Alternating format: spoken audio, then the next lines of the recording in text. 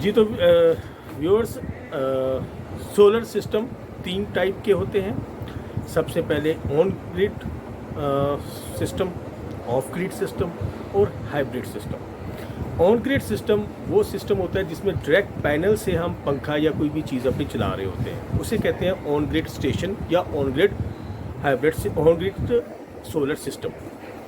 दूसरा टाइप जो हमारे पास आती है वो होती है of grid solar type. Of grid solar system के अंदर हम अपनी पैनल से लाइट को लेके सेव करते हैं बैटरी के अंदर, यानी पैनल से डायरेक्ट बैटरी को लग रही होती है और वहाँ से हम अपनी चीज़ चला रहे होते हैं, इसको कहते हैं ऑफ ग्रिड सोलर सिस्टम। जबकि हाइब्रिड जो है, हाइब्रिड के अंदर हम सोलर, वापडा और जनरेटर तीनों से हम लाइट लेकर बैटरी के अंदर सेव कर रहे होते हैं।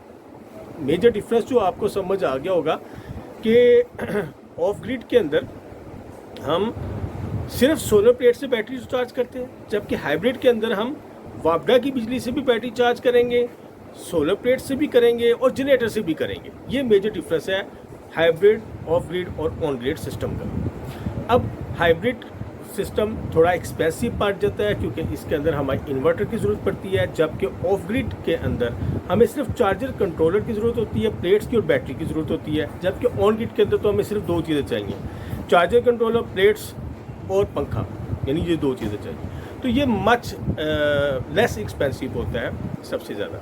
तो मुझे उम्मीद है कि आपको ये बात कुछ समझ आ गई होगी कि हम सबसे पहले अपना लोड चेक करेंगे, फिर हम अपनी वो चेक करेंगे कि हमारी कैपेसिटी किस तरह की है, हमने ऑन ग्रिड लगाना है, ऑफ ग्रिड लगाना है या हाइब्रिड लगाना है। तो जो पाकिस्तान की कंडीशन जा रही है उसमें तो हाइब्रिड ही कामयाब है। मुझे उम्मीद है वीडियो पसंद आई होगी। अल्लाह हाफिज़।